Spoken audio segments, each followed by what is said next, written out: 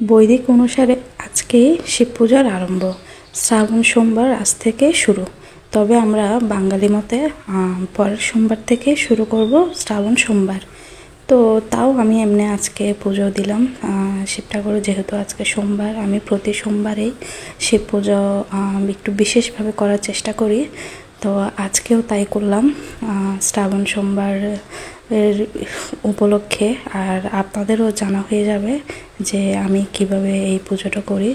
তো মহাদেবকে সন্তুষ্ট করার জন্য তেমন কিছুরই প্রয়োজন হয় না, মহাদেব একটা বেলপাতাতেই সন্তুষ্ট। তাই আমি চেষ্টা করি প্রতি সোমবার শিব ঠাকুরকে একটা করে বেলপাতা অর্পণ করার।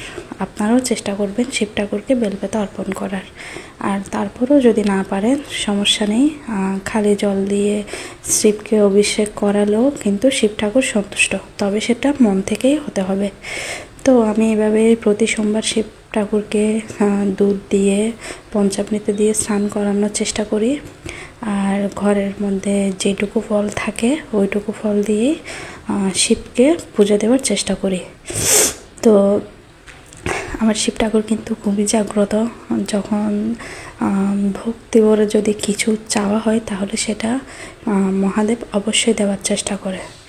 তো এই যে বলতে বলতে আমি পুজোর ফলগুলো কেটে নিলাম এবং শিব ঠাকুরকে অর্পণ করলাম।